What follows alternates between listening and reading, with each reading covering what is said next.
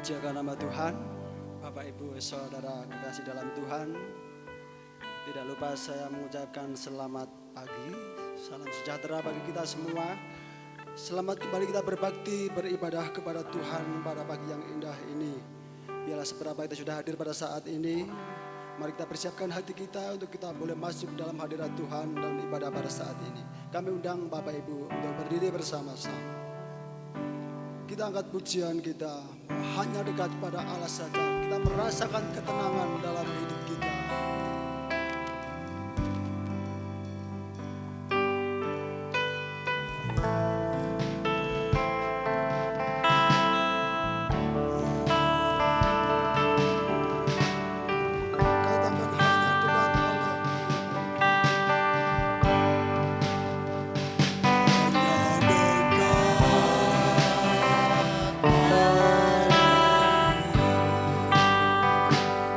Sorry.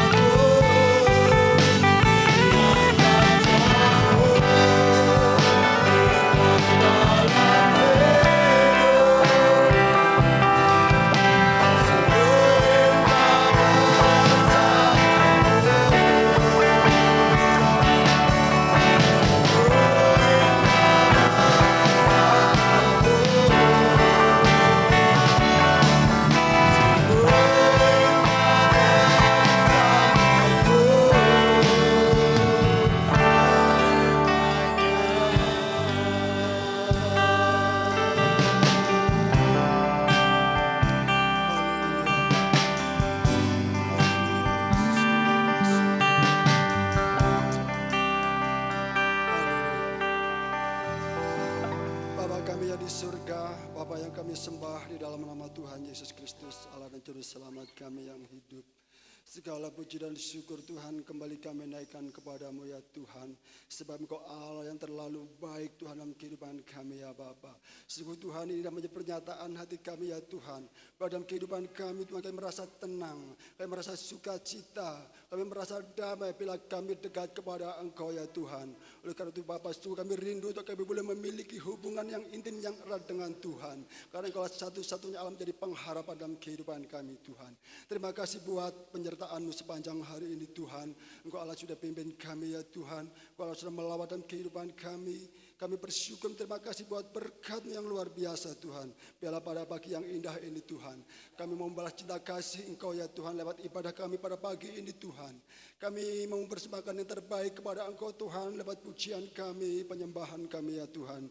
Demikian Bapa, kiranya Engkau layakkan setiap kami jemaat-Mu. Layakkan setiap kami pelayan-pelayan-Mu Tuhan. Sialah ibadah kami pada pagi ini Tuhan. Boleh berkenan di hadapan Engkau ya Tuhan. Dan boleh mendatangkan berkat bagi kami semua yang hadir pada saat ini Tuhan. Sehingga kami sepulang dari tempat ini pun Tuhan, kami boleh membawa sukacita anugerah yang besar yang luar biasa dari Tuhan datangnya. Terima kasih Bapa, terima kasih. Sekali lagi Bapa, kami boleh menyerahkan ibadah kami pada pagi ini Tuhan. Dari awal, pertengahan hingga pada akhirnya. Di dalam nama Tuhan Yesus Kristus, Allah dan Juru Selamat kami berdoa dan mengucap syukur. Haleluya. Amin. Persilakan duduk. Shalom Bapak Ibu. Haleluya. Siap memuji nama Tuhan. Haleluya. Sungguh Tuhan kita Tuhan yang luar biasa. Dia Allah yang layak kita puji. Dia Allah yang kita agungkan. Sebab Dia Allah yang terlalu baik dalam kehidupan kita. Amin. Haleluya. Kita pujikan bersama-sama. Tuhan Yesus baik. Kasih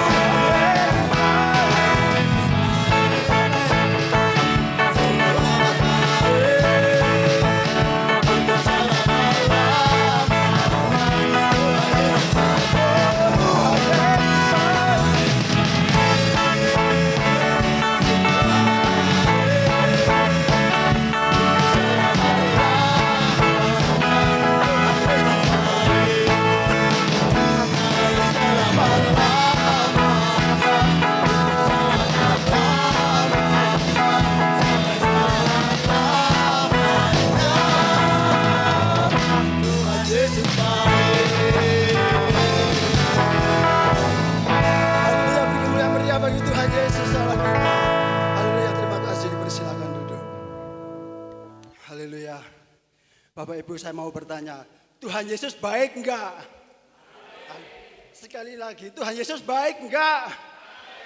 Puji Tuhan.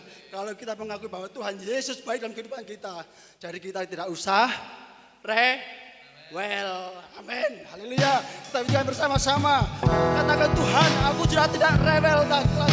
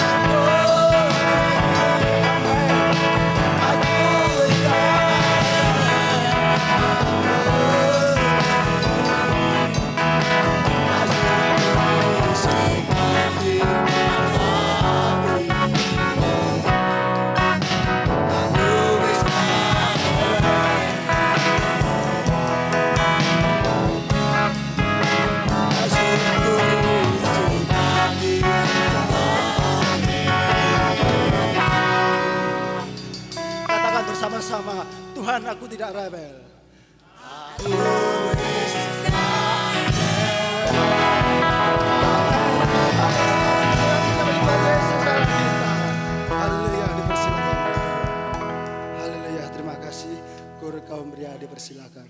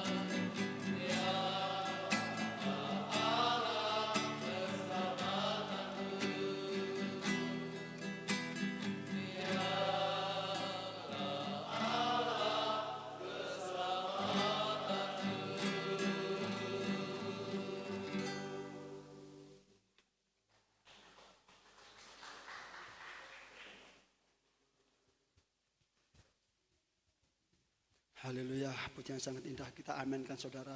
Benar Tuhan Yesus sungguh sangat baik dan teramat baik dalam kehidupan kita.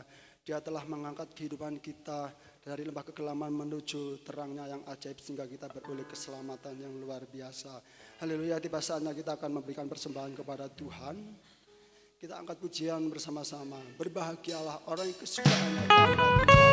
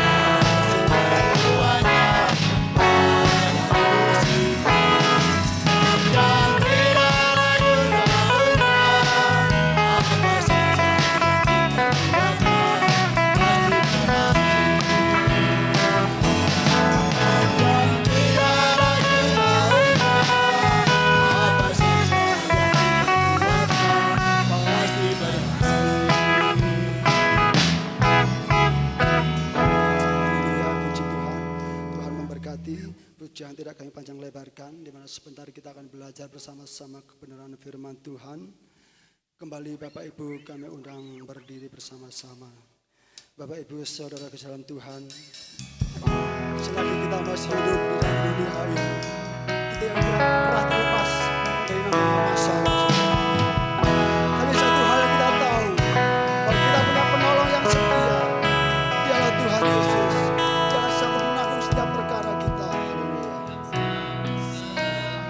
Tak pernah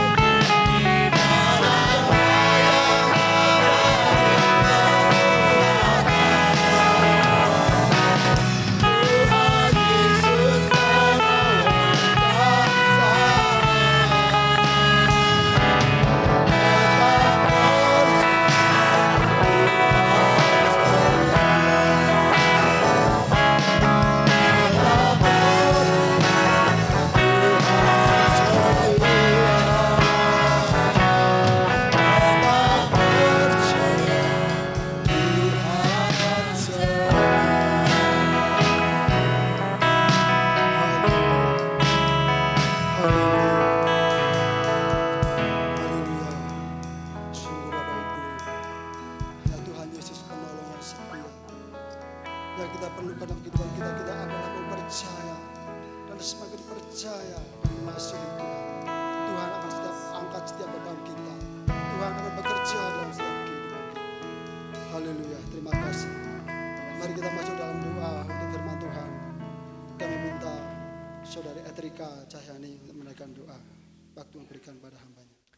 Allah Bapa kami yang bertata di dalam kerajaan surga, kami mengucap syukur dan terima kasih Tuhan, kalau pada saat hari ini kami boleh berdiri di tempat ini dengan keadaan yang luar biasa. Semua karena kasih karunia-Mu, semua karena anugerah-Mu. Kami percaya segala perkara dapat kami tanggung di dalam Engkau, yang selalu memberikan kekuatan, yang selalu memberikan apa yang kami inginkan Bapa. Kami percaya Allah kami adalah Allah yang luar biasa. Allah kami Allah yang sanggup melakukan segala hal yang tidak mampu dipikirkan oleh pikiran.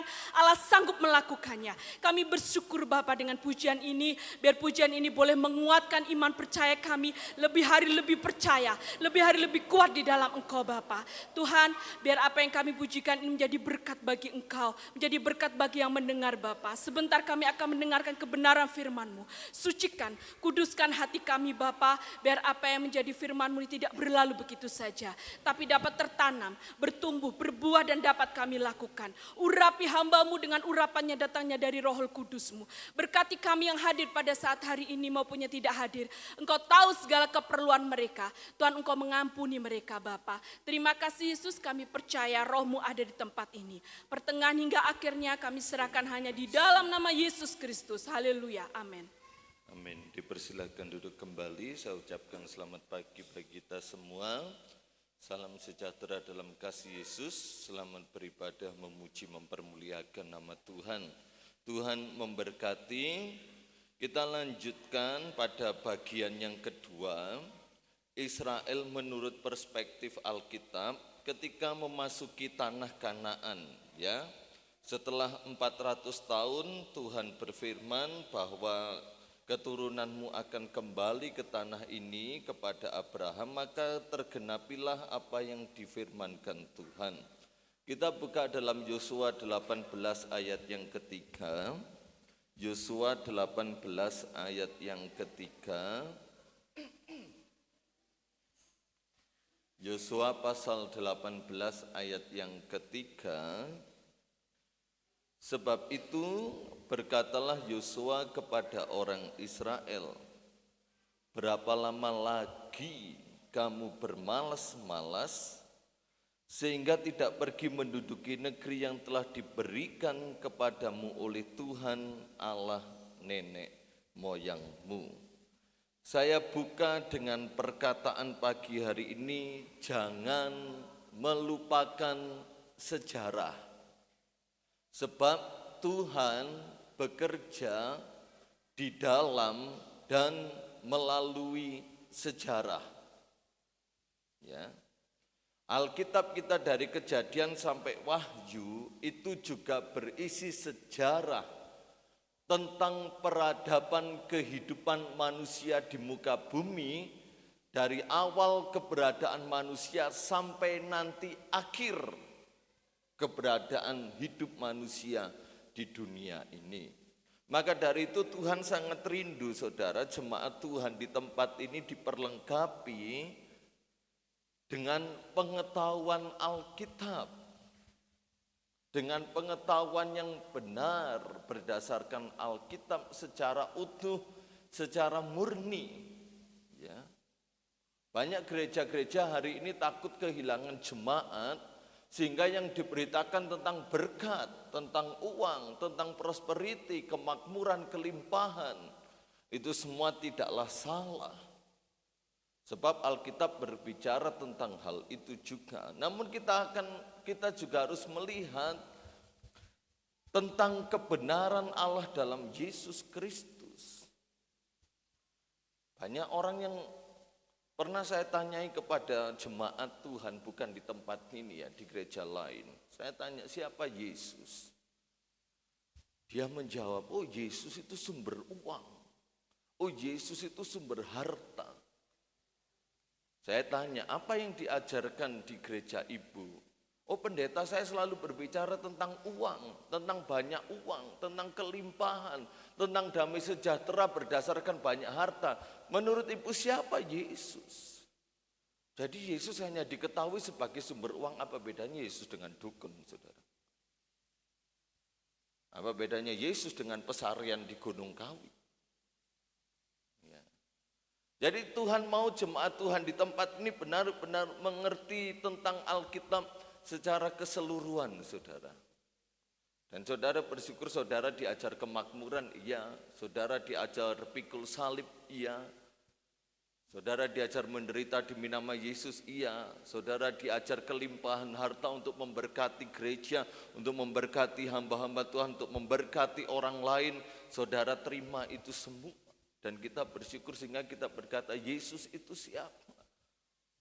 Yesus adalah Tuhan dan Juru Selamat. Itu inti utamanya. Jangan melupakan sejarah.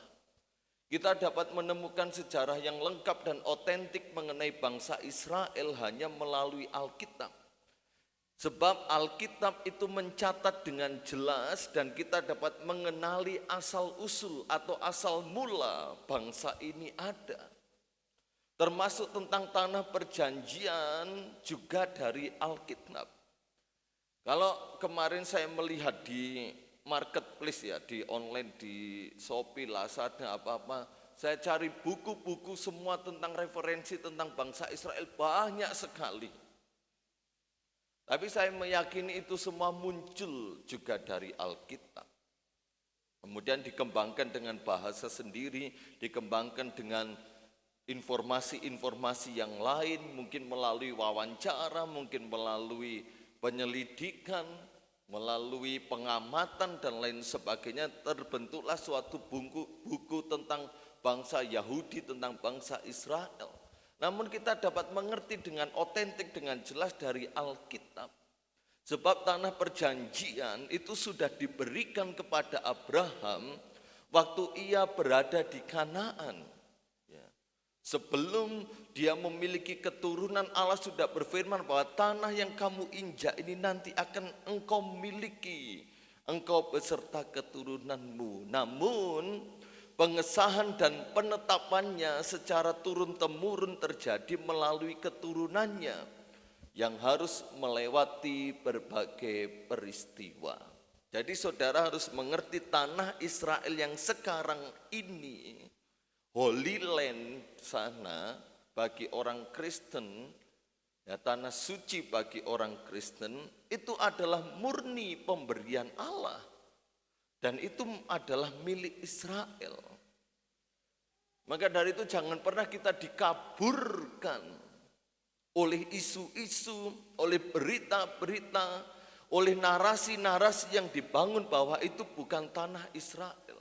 Sebab apa? Ingin mengaburkan sejarah, ingin mengaburkan kebenaran Alkitab. Ya.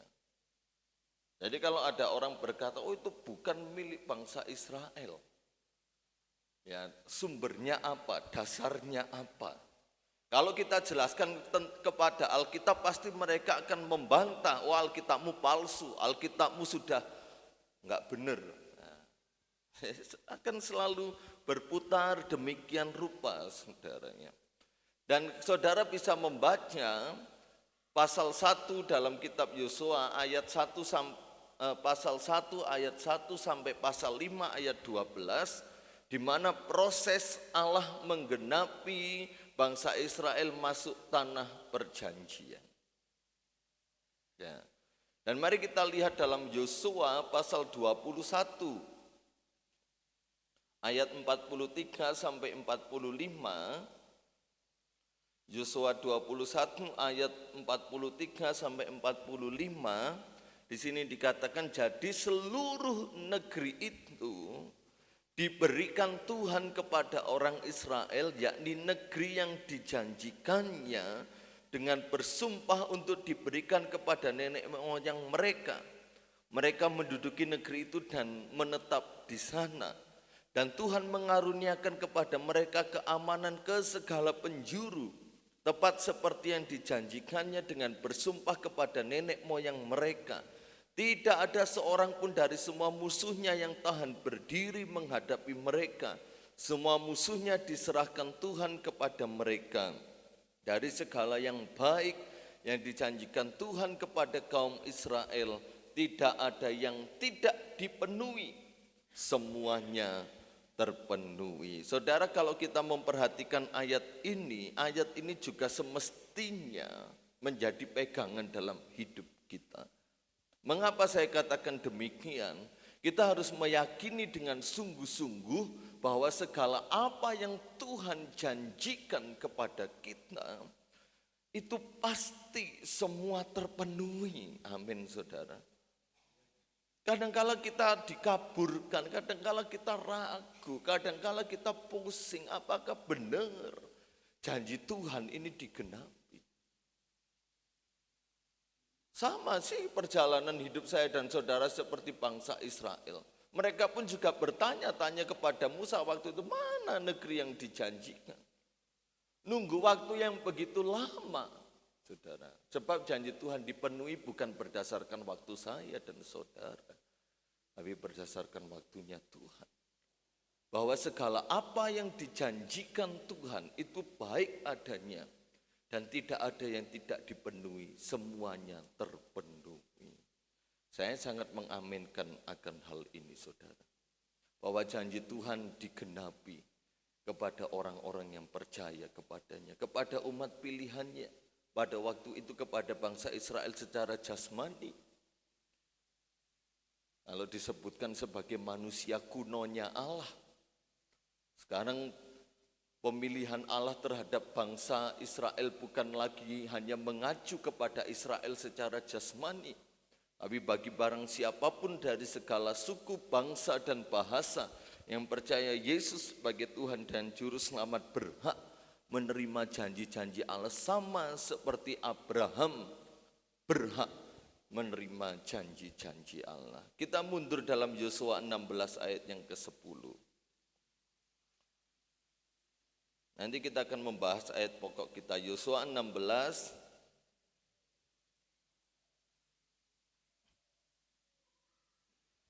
Mari kita melihat, saudara. Tetapi orang Kanaan yang diam di Geser tidaklah dihalau mereka. Jadi orang Kanaan itu masih tetap tinggal di tengah-tengah suku Efraim sampai sekarang, tetapi menjadi budak Rodi. Pasal 17 ayat 12 sampai 13. Mari kita lihat, inilah awal mula kekacauan yang timbul sampai sekarang ini, saudara.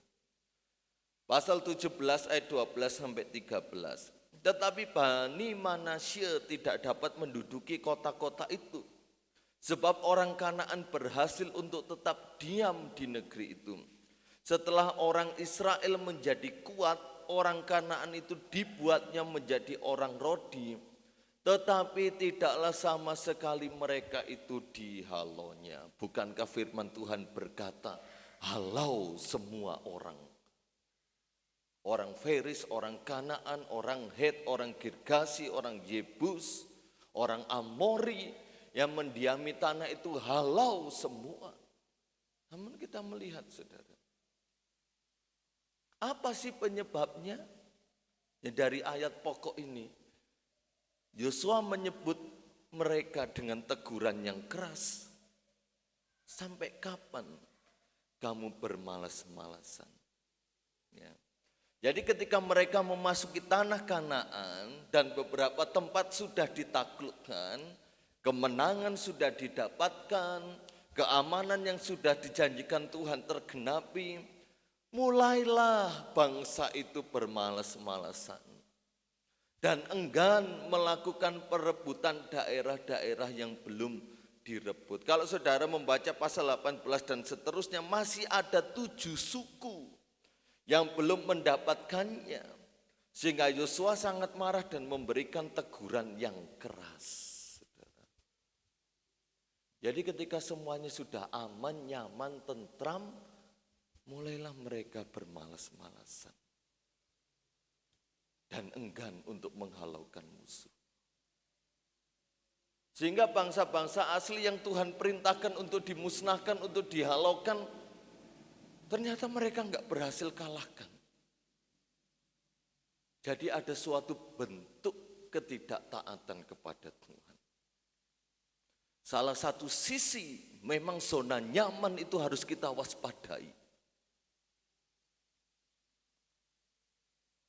Kalau tadi dalam anak-anak sekolah minggu belajar tentang Tuhan itu setia. Kesetiaan Tuhan tidak terpengaruh dengan kesetiaan kita. Kadangkala ketika kita ada dalam kesenangan, ada dalam kenyamanan, kita bisa dengan mudah mencari Tuhan. Atau kita bisa juga dengan mudah meninggalkan Tuhan. Karena sudah aman, sudah damai, sudah tenang. Nggak ada masalah, nggak ada yang dipergumulkan, nggak ada yang didoakan. Nggak ada tantangan. Satu sisi kita bersyukur pada Tuhan. Satu sisi kita gampang meninggalkan Tuhan. Dalam keadaan kesulitan, banyak tantangan, banyak rintangan. Satu sisi kita dapat dengan mudah mendekat diri kepada Tuhan. Tapi setelah kita menerima jawaban dari segala doa, tantangan, dan pergumulan, kita dapat dengan mudah juga kita kembali rewel dengan Tuhan. Jadi kitanya yang rewel dengan Tuhan, saudara. Tuhan perintahkan beribadah, berdoa, bersekutu. Si ono minggu depan, si ono kemis depan. Bukankah seringkali saya dan saudara demikian? Makanya selalu setiap kali saya khotbah, saya tekankan kepada jemaat di tempat ini, justru kenyamanan yang Tuhan berikan kepada saudara dan saya di Tunggul Perpanu, gunakan sebaik-baiknya untuk mencari Tuhan, saudara. Untuk mengalahkan segala musuh yang ada, segala kemalasan, kenyamanan, ketenangan.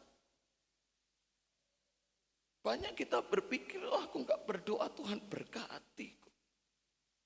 Iso tuku ini, iso tuku itu, dan lain sebagainya. Warning itu sebenarnya, saudara. Lihat bangsa Israel. Dari sinilah awal mula kekacauan terus sampai tahun sekarang ini, saudara. Ya. Maka dari itu kita harus berwaspada. Mari kita juga melihat zona nyaman itu dalam pemikiran yang positif. Ini kesempatan untuk kita lebih bebas untuk bertumbuh. Kalau saudara melihat media sosial hari-hari ini, hampir di setiap perumahan selalu ada spanduk. Kami warga menolak untuk pembangunan gereja. Kami warga perumahan ini menolak ada ibadah orang Kristen. Saudara perhatikan di media sosial. Jadi dalam bentuk komsel, dalam bentuk persekutuan doa sudah dipasang sebuah papan, sebuah banners. Kami menolak peribadatan orang Kristen. Walaupun mungkin di perumahan itu belum ada peribadatan orang Kristen. Mari kita lihat, saudara. Tapi saudara nggak pernah ya dipasang banner seperti itu. Saudara bebas. Ayo saudara. Firman Tuhan minggu yang lalu, buka hati untuk kebenaran. Buka hati untuk hal-hal yang benar di hadapan Tuhan. Jangan sia-siakan. Sebab pada waktunya nanti kita orang mencari ke barat, ke timur, ke utara, ke selatan. Karena mereka haus dan lapar akan firman. Namun nothing, tidak dapat apa-apa. Sudah enggak ada waktu lagi, no time again, enggak ada waktu lagi. Nubuatan kitab Amos. Orang karena haus dan laparnya dia cari ke timur. Dia cari ke barat, utara, selatan. Namun gak dapat apa-apa. Karena waktu sudah tertutup. Gak selamanya dunia ini ada. Gak selamanya kita hidup di dunia ini. Seringkali saya dan saudara menunda-nunda melakukan pekerjaan yang kelihatannya besar. Sulit, membosankan atau tidak menyenangkan. Sekarang saya mau tanya, saudara beribadah hari Minggu itu membosankan apa enggak? Sudah berapa puluh tahun saudara ibadah hari Minggu membosankan apa enggak?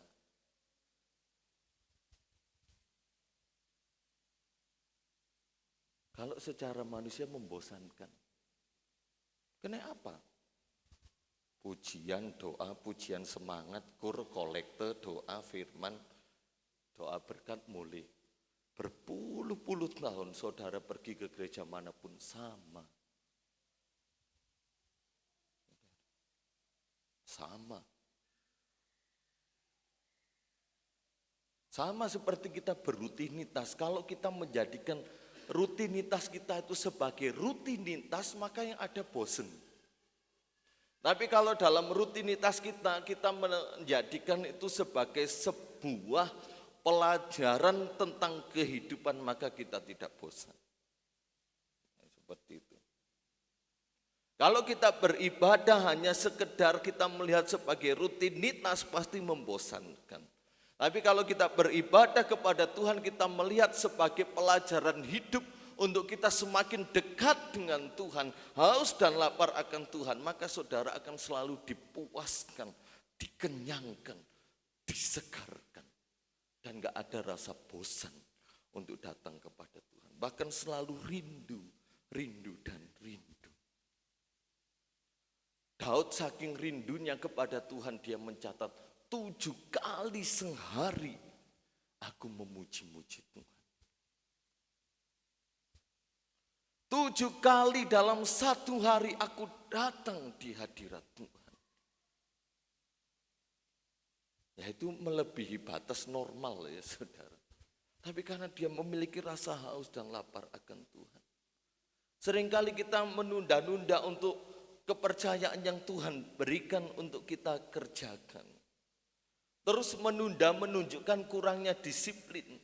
Penata layanan waktu yang tidak baik dan dalam beberapa hal ketidaktaatan kepada Allah. Kita melihat bahwa ada bangsa-bangsa yang dibiarkan tinggal bersama Israel.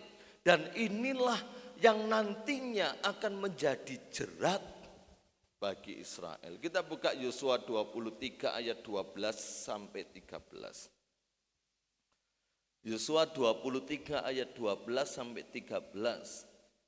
Sebab, ya Yosua 23 ayat 12 sampai 13, sebab jika kamu berbalik dan berpaut kepada sisa bangsa-bangsa ini yang masih tinggal di antara kamu, kawin mengawin dengan mereka serta bergaul dengan mereka dan mereka dengan kamu, maka ketahuilah dengan sesungguhnya bahwa Tuhan Allahmu tidak akan menghalau lagi bangsa-bangsa itu dari depanmu. Tetapi mereka akan menjadi perangkap dan jerat bagimu, menjadi cambuk pada lambungmu dan duri di matamu, sampai kamu binasa dari tanah yang baik ini yang telah diberikan kepadamu oleh Tuhan Allahmu. Yosua bukan hanya sekedar berpesan, Yosua bukan hanya sekedar menasehati, tetapi sesungguhnya Yosua sedang menubuatkan ke depan tentang bangsa Israel. Apa yang akan terjadi ketika mereka tetap berkumpul dengan bangsa-bangsa yang tidak mengenal Allah. Tetap berkumpul dengan bangsa-bangsa yang seharusnya mereka halaukan. Apalagi sampai urusan tentang kawin mengawin. Bergaul dengan mereka dan mereka dengan kamu. Dan Tuhan akan membiarkan bangsa ini sampai mereka terhalau dari tanah yang baik yang Tuhan berikan. Jadi Yosua sudah mengatakan tentang ke depan apa yang akan terjadi pada bangsa Israel. Dan mari kita masuk dalam kitab Hakim-Hakim, saudara.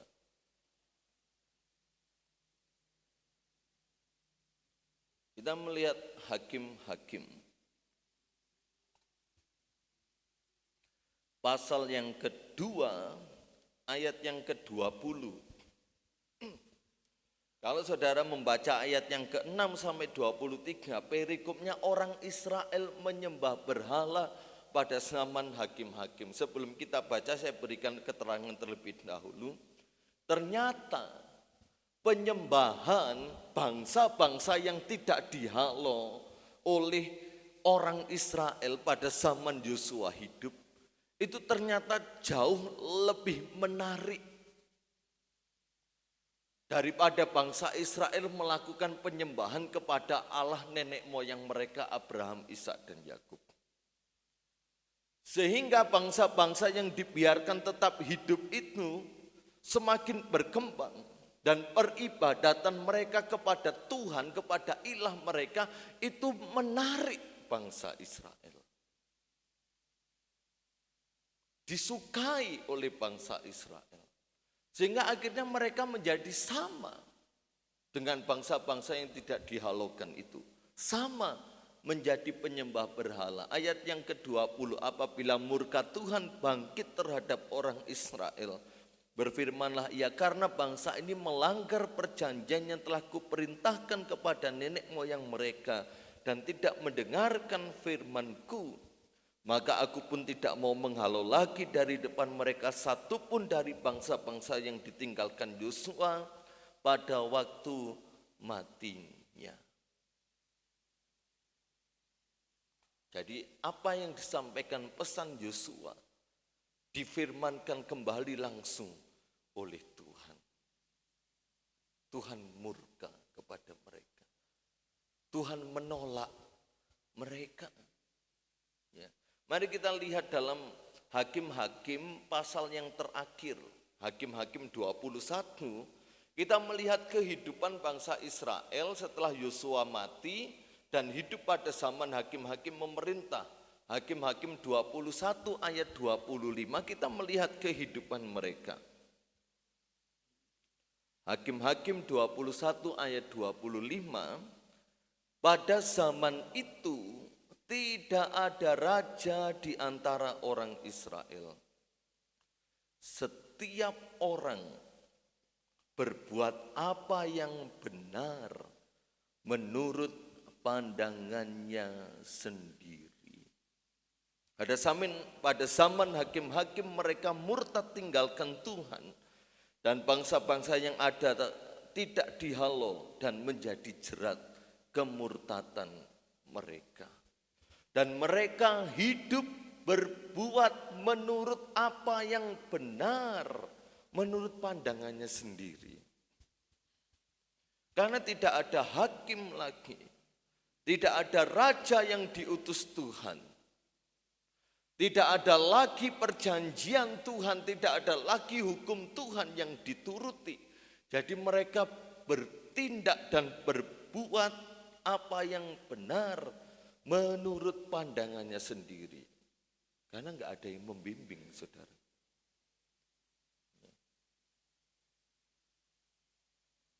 Dan kita menemukan orang-orang sampai sekarang seperti bangsa Israel di orang Kristen. Menurut pandangannya benar dia berbuat. Firman Allah diabaikan. Nasihat-nasihat yang baik diabaikan. Terus menurut pikiranku benar ya ini yang tak lakukan. Oh ini benar kok, ya sudah. Firman Allah terobos saja. Firman Allah dihalaukan saja. Ya, saudara. Kita enggak kekurangan firman, saudara. Maka dari itu kembalikan selalu kepada firman. Apakah benar ini yang aku lakukan? Apakah sesuai dengan kehendak Tuhan, kemauan Tuhan apa enggak? Jangan mengeraskan hati seperti bangsa Israel. Jangan berkeras kepala. Memang perlu sebuah penundukan diri akan firman Allah. Makanya tidak heran Yesus katakan barang siapa yang mau ikut aku dia harus sangkal diri. Benar-benar dirinya dia sangkal. Dirinya tidak ada artinya di hadapan Tuhan. Kalau tanpa Tuhan yang bekerja. Tidak ada yang patut saya dan saudara banggakan. Saudara. Kita sama-sama belajar. Saya mau katakan tidak ada yang dari tubuh kita yang keluar ini yang berbau wangi, saudara. Gak ada. Yang keluar dari tubuh kita ini semua berbau yang tidak enak. Dari nafas kita. Dari keringat kita. maaf kata, dari buang gas kita. Yang keluar dari diri kita ini enggak ada yang baunya wangi. Semua berbau tidak enak, saudara. Nah kalau demikian, apa yang mau kita tonjolkan? Hanya satu yang bisa kita tonjolkan, Yesus. Apa yang kita mau megahkan? Hanya satu, Yesus yang kita megahkan. Sebab kita semua yang keluar dari kita ini kotor semua. Kita gosok tangan kita, yang keluar itu bukan emas, bukan Aladin. Tapi apa saudara? Bolot. Apa bahasa Indonesia ini? Daki. Kita sudah keramas, keringatan sedikit, gatel, kita cium, sudah bau lagi. Saudara. Berarti ini menandakan bahwa kita ini penuh keterbatasan, sangat perlu Tuhan. Maka dari itu hiduplah menurut pandangan Tuhan, bukan menurut pandangan kita. Masuk pada zaman raja-raja memerintah di Israel, moral dan rohani Israel jatuh bangun. Hingga memuncak pada pembuangan mereka di Asyur, hanya beberapa tahun saja dan di Babel selama 70 tahun. Akhirnya Tuhan buang mereka. Karena ketidaktaatannya kepada Tuhan. Bangsa pilihan Allah ditolak. Makanya Paulus katakan, pohon zaitun yang asli itu cabangnya dipatahkan. Dan engkau tunas liar, diambil, dicangkokkan kepada batang yang dipatahkan. Paulus menggarisbawahi kalau yang asli saja dipatahkan, apalagi yang hanya sekedar tempelan, saudara. Makanya Paulus mengatakan, maka dari itu berwaspadalah dan jangan tinggi hati.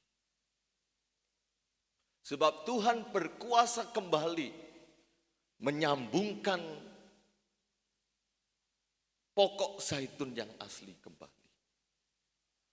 Kita ini hanya sebagai cangkokan, saudara. Disebut kita tunas liar, bangsa yang tidak berhak menerima keselamatan. Namun karena pilihan Allah pada bangsa Israel secara jasmani, Tuhan menolak mereka, maka kita yang liar ini Tuhan ambil. Tuhan tempel di pokok zaitun yang asli. Supaya kita diselamatkan. Sekali lagi, kalau yang asli saja dipatahkan, apalagi kita yang hanya ditempelkan, dicangkokkan. Sangat rentan sekali. Maka dari itu kita bersyukur kita diselamatkan. Sampai sekarang orang-orang Yahudi yang belum percaya Yesus masih berdoa minta Mesias turun. Ya, beberapa waktu yang lalu beredar di video bagaimana Benyamin Netanyahu bercakap-cakap dengan rabi-rabi Yahudi. Dan mereka berkata, kenapa Mesias belum turun? Bisakah engkau Benyamin Netanyahu mempercepat kedatangan Mesias? Tapi bagi Yahudi Mesianik, orang-orang Yahudi yang sudah percaya pada Yesus, orang Israel asli, yang sudah percaya Yesus, mereka sudah mengetahui bahwa Mesias sudah datang dalam pribadi Yesus.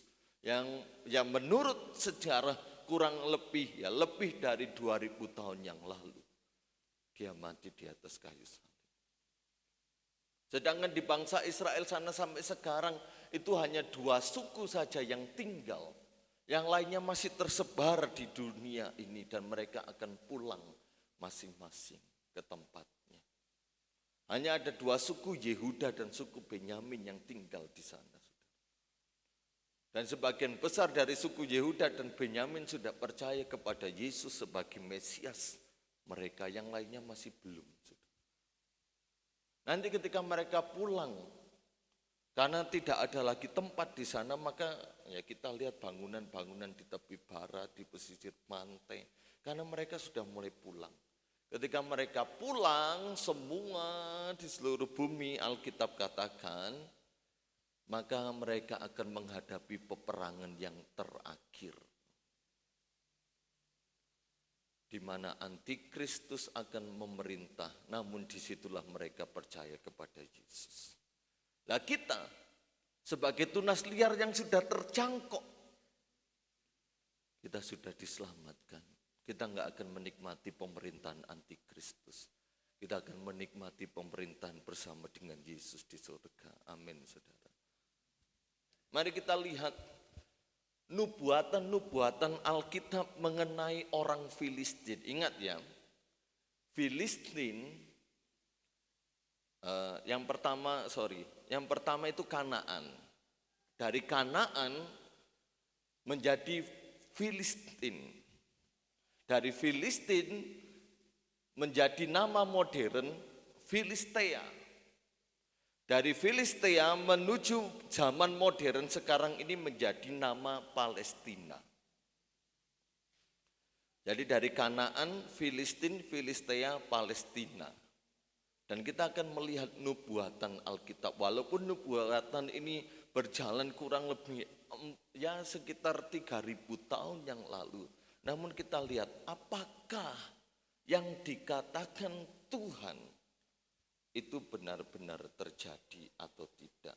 Yeremia 47 ayat 1 sampai 7. Yeremia 47 ayat 1 sampai 7.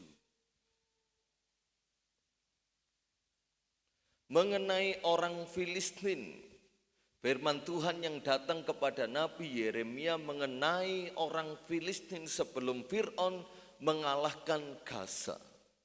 Jadi Gaza yang sekarang ini sedang heboh sampai sekarang itu adalah kota yang sangat kuno. Yeremia hidup kurang lebih 700 atau 600 tahun sebelum Yesus lahir. Namun kita sudah ada Gaza sampai sekarang. Lihat, beginilah firman Tuhan, lihat air yang meluas mengamuk dari utara menjadi sungai yang membanjir. Membanjiri negeri serta isinya, kota serta penduduknya. Manusia akan berteriak dan seluruh penduduk negeri akan meretap, mendengar bunyi derap kuku kudanya, mendengar derak-derik keretanya, kertak-kertuk rodanya. Para ayah tidak lagi berpaling menoleh kepada anak-anak, sebab tangan mereka sudah lemas. Oleh karena telah tiba harinya untuk membinasakan semua orang Filistin, dan melenyapkan bagi Tirus dan Sidon setiap penolong yang masih tinggal. Sungguh Tuhan akan membinasakan orang Filistin, yakni sisa orang yang datang dari pulau Kaftor. Gaza telah menjadi gundul, Askelon telah menjadi bungkam. Hai Asdod, sisa orang enak, berapa lama lagi engkau menoreh-noreh diri? Ah, pedang Tuhan, berapa lama lagi baru engkau berhenti? Masuklah kembali ke dalam sarungmu, jadilah tenang dan beristirahatlah. Tetapi bagaimana ia dapat berhenti? Bukankah Tuhan memerintahkannya? Ke Askelon dan ke tepi pantai laut, kesanalah ia menyuruhnya.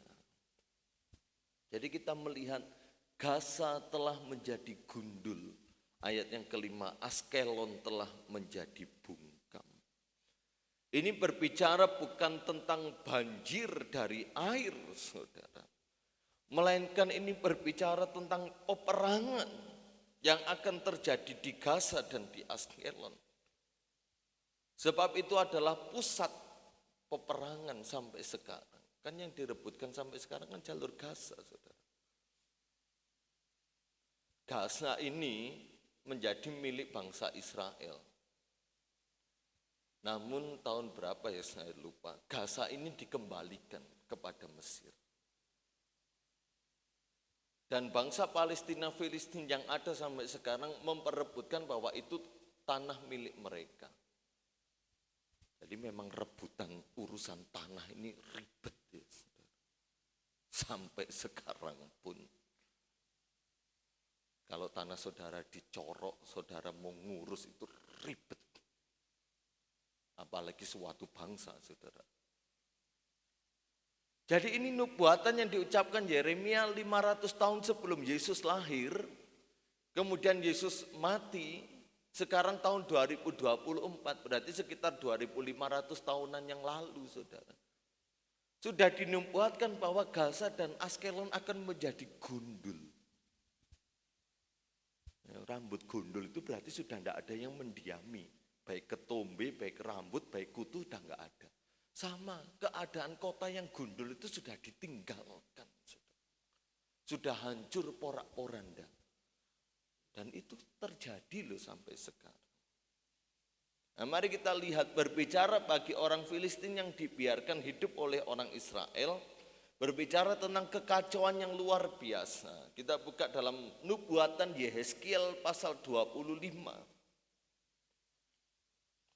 Ya. Yehezkiel 25 ayat 15 sampai 17. Yehezkiel 25 ayat 15 sampai 17. Beginilah firman Tuhan Allah. Oleh karena orang Filistin membalaskan dendam ke Sumat dan di dalam kegembiraannya atas kecelakaan Israel, melakukan pembalasan dengan melakukan pembinasaan karena rasa, apa saudara? Permusuhan yang turun-temurun. Kalau saudara membaca tentang sejarah Israel, peperangan yang terjadi, saya ulangi, itu tidak pernah dimulai dari Israel. Enggak pernah, saudara. Tidak pernah. Ketika zaman hakim-hakim, zaman Simpson hidup, selalu orang Filistin yang cari gara-gara. Ketika zaman Daud, raja yang hebat, sama orang Filistin yang cari gara-gara. Tidak pernah bangsa Israel yang cari gara-gara. Maunya bangsa Israel berdamai, melakukan perundingan, itu saya katakan dalam Alkitab ya. Kalau saudara membaca latar belakang dari hakim-hakim sampai raja-raja. Bangsa Israel menawarkan diri, minta izin, aku mau melewati daerahmu. Boleh enggak? Itu dalam perjalanan menuju tanah Israel. Selalu Israel menawarkan diri untuk berunding, untuk bersepakat, bermusyawarah. Namun kita melihat apa yang dikatakan Yehezkiel terjadi enggak, saudara? Bahwa Filistin ini melakukan permusuhan dengan bangsa Israel itu turun-temurun. Sampai saiki, saudara. Oleh sebab itu beginilah firman Tuhan Allah, sungguh aku akan mengacungkan tanganku melawan orang Filistin dan melenyapkan orang Kreta dan membinasakan yang lain-lain di tepi pantai laut. Aku akan melakukan pembalasan yang kejam terhadap mereka disertai penghajaran-penghajaran kemarahan. Dan mereka akan mengetahui bahwa akulah Tuhan pada waktu aku melakukan pembalasanku terhadap mereka. Jadi bangsa pilihan Tuhan, walaupun modelnya bagaimanapun Tuhan tetap bela. Saudara dan saya menjadi bangsa pilihan Tuhan. Bagaimanapun keadaan kita, Tuhan tetap bela kita. Supaya salah satu sisi kita sadar dan mengerti. Sekarang kita akan melihat nubuatan-nubuatan tentang peperangan yang akan terjadi di daerah Timur Tengah sana, saudara. Amos 1 ayat 6 sampai 8. Walaupun ini nubuatan dalam perjanjian lama, namun dampaknya sampai sekarang, saudara, bahwa firman Allah itu tidak pernah gagal. Apa yang dia ucapkan pasti terjadi. Amos 1 ayat 6 sampai 8. Karena beginilah firman Tuhan. Karena 3 perbuatan jahat Gaza, bahkan 4, aku tidak akan menarik kembali keputusanku. Oleh karena mereka telah mengangkut ke dalam pembuangan suatu bangsa seluruhnya untuk diserahkan kepada Edom. Aku akan melepaskan api ke dalam tembok Gaza, sehingga purinya dimakan habis. Aku akan melenyapkan penduduk dari Asdod dan pemegang tongkat kerajaan dari Askelon. Aku akan mengacungkan tanganku melawan Ekron sehingga binasalah sisa-sisa orang Filistin, firman Tuhan Allah. Bagaimana Allah memberikan penghukuman kepada bangsa-bangsa itu karena kejahatan mereka, saudara. Karena kejahatan mereka. Maka dari itu kalau saudara melihat peperangan sampai sekarang itu selalu tempatnya kalau enggak di Gaza, di Ekron, dan di Askelon. Ini tempat-tempat yang ada sampai sekarang sesuai dengan nama aslinya. Dan selalu kita melihat pemboman terjadi di situ, api menyala di situ. Habis bangun-bangunan, saudara. Ini nubuatan Tuhan yang terjadi di Timur Tengah. Sefanya 2 ayat 4 sampai 5. Mari kita perhatikan apakah ini benar terjadi, saudara. Sebab Gaza akan ditinggalkan orang dan Askelon akan menjadi sunyi. Asdod akan dihalaukan penduduknya pada rembang tengah hari dan Ekron akan dibongkar bangkirkan. Celakalah kamu penduduk daerah tepi laut, kamu bangsa Kreti. Terhadap kamulah firman Tuhan ini, hai Kanaan, tanah orang Filistin. Aku akan membinasakan kau sehingga tidak ada lagi pendudukmu. Ini sungguh berbicara tentang peperangan yang terjadi, saudara. Dan ini tidak akan berhenti. Kalau toh berhenti mungkin jedanya ya ada jeda beberapa tahun saja. Peperangan di Timur Tengah itu akan terus terjadi sampai puncaknya nanti. Peperangan Harmagedon. Di Israel sana ada lembah Harmagedon. Dikelilingi oleh sungai Efrat dan sungai Tigris kalau enggak salah. Itu nanti sungai akan kering dan disitulah segala peralatan militer yang canggih dari segala bangsa akan datang berkumpul di situ. Makanya tidak heran bangsa-bangsa sekarang sedang mempersiapkan alat perang mereka yang terbaik. Berlomba-lomba menciptakan peralatan-peralatan perang yang seperti itu, saudara. Senjata nuklir, rudal balistik, bahkan isu-isu senjata pemusnah massal. Semua saling bersaing. Negara Amerika, negara Eropa, negara Rusia, Cina, Korea Utara, Jepang. Dan itu nanti akan dipersiapkan untuk perang Harmagedon. Di mana akan dipimpin oleh satu pimpinan yang bernama Antikristus itu. Makanya kalau saudara mengikuti perkembangan berita, hari-hari ini segala sesuatunya mau dijadikan dalam satu konsep. Mata uang dalam satu konsep. Ekonomi dalam satu konsep. Dan sedang mencari pemimpin.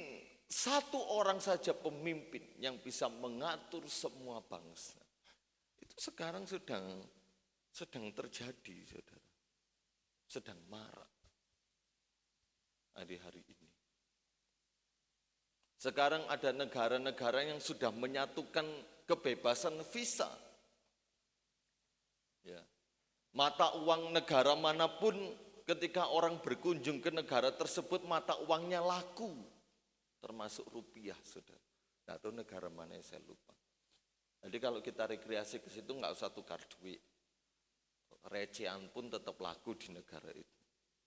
Kita melihat terjadi satu kesatuan, mulai bersatu. Mulai saling adu peperangan. Nanti perang Harmagedon, Antikris melawan Yesus Kristus. Nah kita sebagai penonton, saudara, haleluya.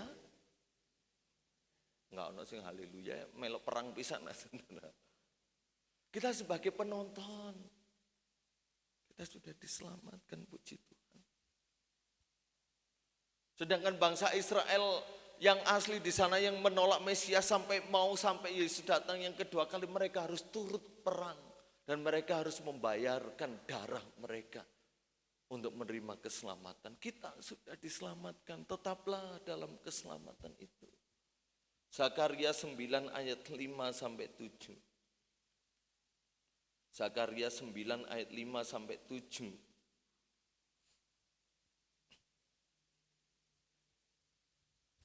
Dan ini berbicara tentang kedatangan Mesias. Askelon akan melihatnya lalu takut, juga Gaza lalu gemetar sangat. Ekron pun sebab harapannya sudah kandas. Dari Gaza raja akan binasa dan Askelon tidak akan didiami lagi. Di Asdod akan diam keturunan campuran dan kebanggaan orang Filistin akan kulenyapkan. Aku akan melenyapkan darah dari mulutnya dan kejijikan dari antara giginya, dan yang tinggal dari mereka pun akan menjadi kepunyaan Allah kita. Mereka akan dianggap seperti kaum di Yehuda dan orang Ekron seperti orang Jebus. Ayat 8, aku berkemah dekat rumahku sebagai pengawal terhadap mereka yang lalu lalang. Tidak akan ada lagi penindas mendatanginya, sebab sekarang aku sendiri telah mengindahkannya. Perang Timur Tengah selain membawa kerugian, tetap ada karya Allah di dalamnya, yaitu keselamatan untuk orang-orang. Tetap saudara, di sini ayat yang ke-8, Tuhan akan mengindahkan orang yang menghampirinya, yang datang kepada Dia. Ayat yang terakhir saudara, kita buka dalam 1 Korintus 10. Dan nanti bulan depan kita akan membahas bagian terakhir Israel dalam perjanjian baru. Dan saya akan membahas lebih dalam lagi apa yang terjadi dengan perang Harmagedon itu saudara. Kita akan bahas itu bulan depan sebagai puncak dari pembahasan kita. 1 Korintus 10 ayat yang ke-11.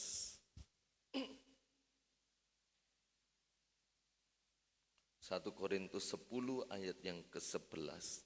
Semuanya ini telah menimpa mereka sebagai contoh dan dituliskan untuk menjadi peringatan bagi kita yang hidup pada waktu di mana zaman akhir telah tiba.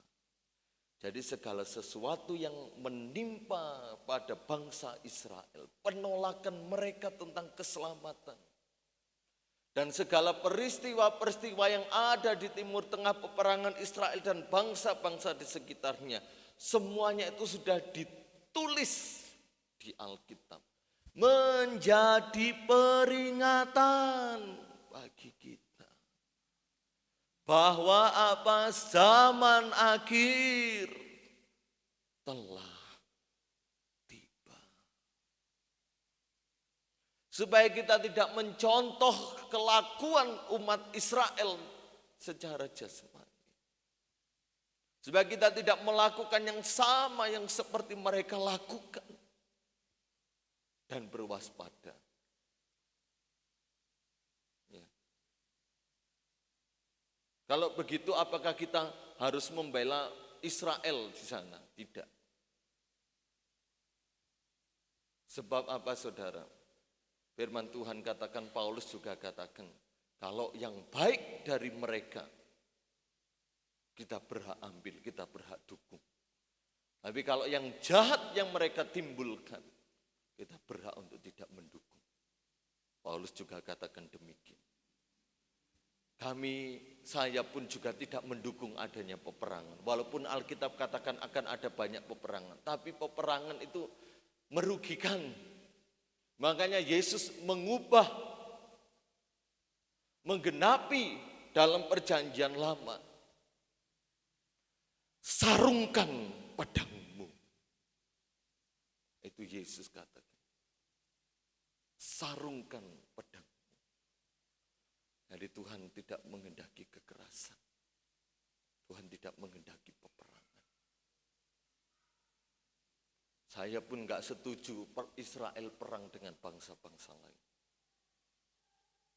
Saya pun juga nggak setuju Israel diperangi. Saya pun nggak setuju semua bangsa diperangi. Karena itu mendatangkan kerugian yang luar biasa. Dan kita lihat efeknya sampai sekarang. Efeknya. Ekonomi dunia, maaf kata saudara, morat-marit. Morat-marit, saudara. Betapa banyak kerugian yang ditimbulkan ketika beberapa minggu yang lalu Facebook, Instagram, dan WA kembali down, turun. Semua dunia sudah heboh. Baru itu media sosial cuma beberapa jam error. Semua dunia mengalami efeknya. Nah, kalau sampai orang Yahudi mencabut Tante Meta, orang Yahudi mencabut Facebook, Instagram, WA, sekarang kita pakai kentongan lagi. Berapa banyak kerugian yang diterima oleh dunia. Jadi kita bersyukur apa yang baik dari Israel kita ambil, apa yang jahat kita tinggalkan. Ya, itulah yang terjadi ketika mereka masuk dalam tanah Kanaan, saudara. Keadaan yang kacau balau sampai sekarang ini, saudara. Karena bangsa-bangsa yang dibiarkan, maka dari itu jangan biarkan musuh itu selalu ada dalam hidup kita. Jangan biarkan dendam itu ada. Jangan biarkan masalah menghantui kita. Kalau Tuhan katakan, halo, halo. Jangan sampai ada kekhawatiran itu juga musuh kita. Firman Tuhan minggu pertama, kekhawatiran itu akan ada, tapi Tuhan perintahkan halo. Kita harus halo, saudara. Kalau kita biarkan, yang kita lakukan itu adalah depresi, stres, sumpek, rambut brodol, dan pabrik semir hitam laris. Jangan biarkan hal-hal yang seperti itu mengganggu kita. Masalah pergumulan, tantangan hidup jangan sampai itu menyetir kita. Kita harus halau itu semua. Segala penghalang perintang itu harus kita halaukan. Supaya tidak menjadi jerat bagi kita. Dan kita menyalahkan Tuhan. Emosi dengan Tuhan. Kecewa dengan Tuhan. Dan tinggalkan Tuhan. Kita harus halau musuh-musuh yang ada. Jangan seperti bangsa Israel bermalas-malasan, berleha-leha. Ketika semuanya sudah aman, tenang, damai. Kalau kita sekarang ini aman, tenang, damai, itu kesempatan kita untuk lebih sungguh-sungguh dengan Tuhan. Saudara. Saya percaya berkat kelimpahan, pasti saudara akan nikmati. Kemenangan Tuhan akan berikan bagi kita. Tuhan memberkati. Mari kita berdiri bersama-sama. Kita bersyukur kepada Tuhan atas janjinya bahwa segala yang baik yang Tuhan janjikan tidak ada yang tidak dipenuhi, semuanya dipenuhi. Terima janji Tuhan pada pagi hari ini. Mari kita berdiri, kita angkat pujian Dia sungguh indah. Dia Yesus, Dia ajaib, Dia mulia, Dia agung.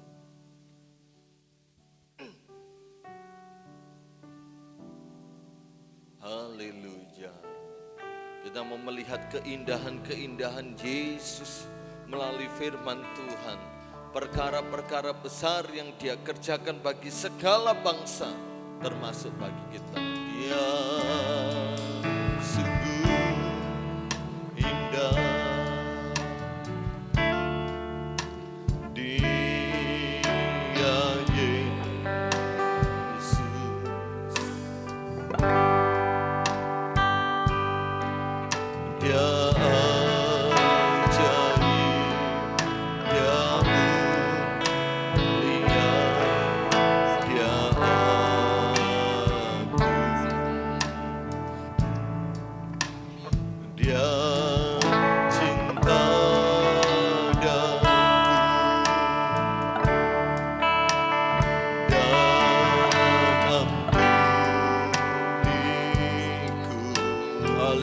haleluya. Bahkan rela berikan nyawanya untuk selamatkan. Sambutlah Yesus, sambutlah Yesus.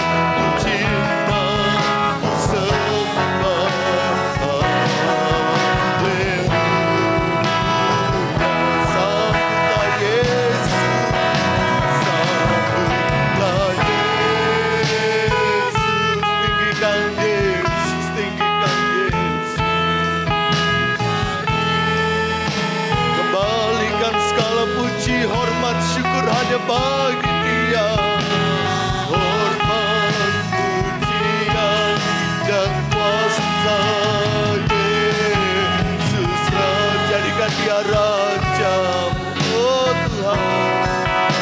Bagi yang punya, kami angkat tangan kami Tuhan.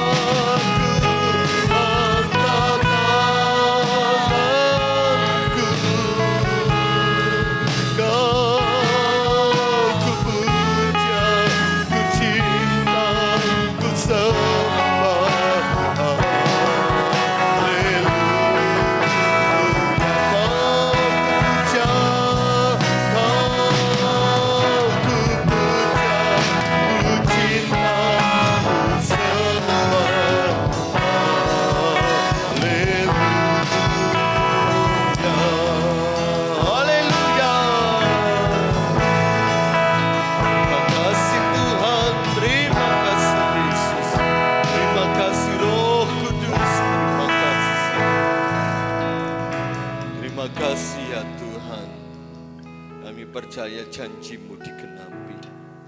Kami percaya firman-Mu ya dan amin pasti terjadi. Saat kami berpegang teguh pada firman bahwa segala yang baik yang Tuhan janjikan dipenuhi semua dalam hidup kami.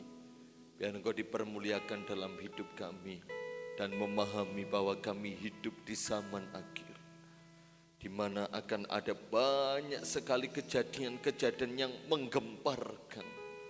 Tapi kami punya sabda Allah, kami punya firman Allah di mana kami bisa berlindung di dalamnya. Dan kami meyakini keselamatan telah kami terima. Jaminan hidup kekal itu pasti dalam Yesus. Dan kami mau pegang teguh untuk selama-lamanya. Mampukan kami untuk mengerti dan memahami firman-Mu. Dan Roh Kudus menjadikan kami berkat bagi banyak orang. Dalam nama Tuhan Yesus Kristus. Haleluya. Amin. Dipersilakan duduk, kita akan berikan korban persembahan yang kedua dan yang ketiga untuk kas tamborin ya untuk bulan ini. Kita angkat satu pujian, jangan kamu khawatir ya. Kita pujikan ini dengan iman dan penuh semangat.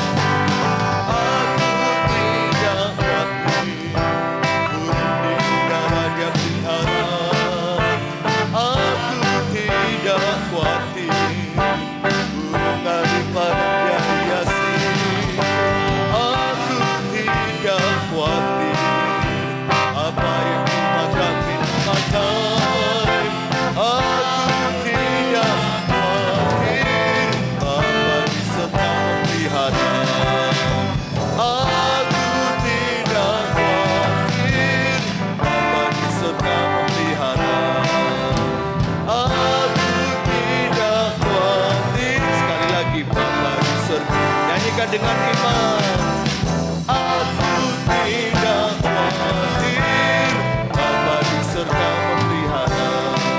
Haleluya. Ya Tuhan, kita akan berdoa. Bapa di surga, dalam nama Yesus kami menyerahkan setiap korban persembahan jemaat-Mu pertama, kedua, ketiga, 1/10 yang dikembalikan.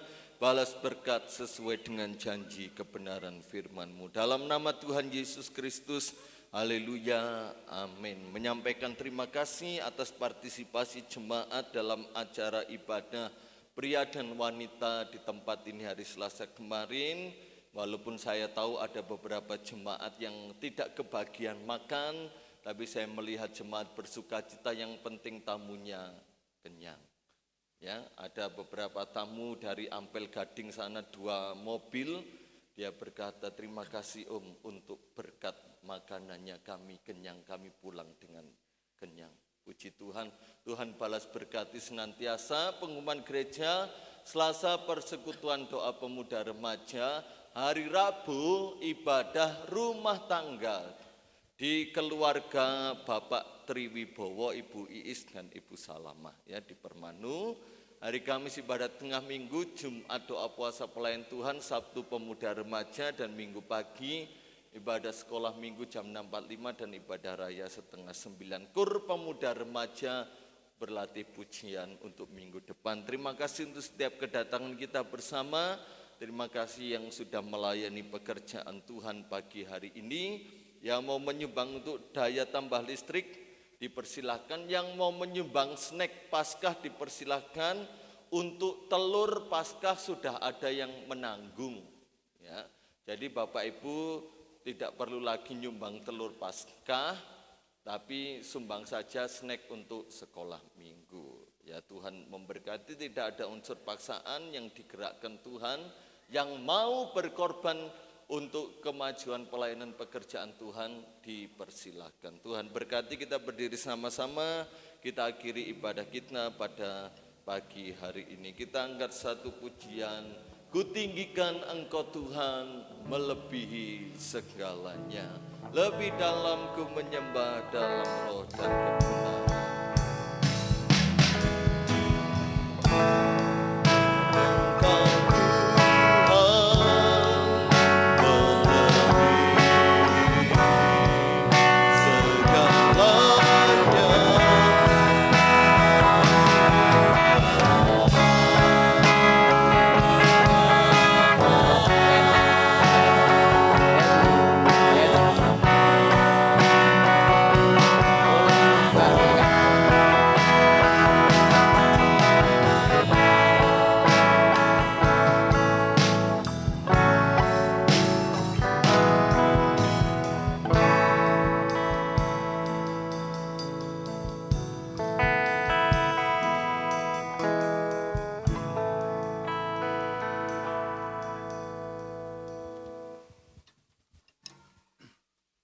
Bapa yang di surga, di dalam nama Tuhan Kristus, kami mengucap syukur kepadamu. Tuhan, segala apapun yang dilakukan jemaat-Mu di tempat ini, semua kami beribadah dengan baik, beribadah dengan nyaman. Benaran firman-Mu ya Tuhan tetap memelihara di dalam hidup jemaat-Mu pada saat yang hari ini, tetap ada di dalam penyertaan Tuhan. Kami tidak ingin jauh dari Engkau, tetapi kami rindu, kami lebih dekat lagi kepada Engkau ya Bapa. Terima kasih Tuhan, terima kasih menambah pengertian wawasan kebenaran firman-Mu. Ke depan kami boleh melihat kuasa dan mukjizat-Mu terjadi ya Bapa. Terima kasih Engkau memberkati seluruh pelayan-pelayan-Mu, seluruh jemaat-Mu dalam ibadah awal, pertengahan sampai akhir ini ya Bapa. Bentar berlatih pujian kaum muda remaja, dan selesainya kami menutup dalam ibadah, kami pulang sertai jauh dekat lindungi. Panjang minggu ke depan beri selalu kesehatan secara tubuh, fisik, jasmani dan rohani. Rohani dan jasmani ya Bapa. Kami boleh beraktivitas semua dengan baik. Segala urusan rumah tangga, keluarga, pekerjaan, iman tetap ada di dalam penyertaan-Mu ya Bapa. Terima kasih. Ucapan syukur kami, dan Kau memberkati semua kehadiran kami. Bapak Ibu, saudara sekalian dikasihi Tuhan, dan yang mengasihi Tuhan, terimalah berkat sukacita, berkat damai sejahtera yang datang dari Allah Bapa, Anak, Roh Kudus, menyertai kita sekalian siang ini, sampai Tuhan Yesus datang yang kedua kali.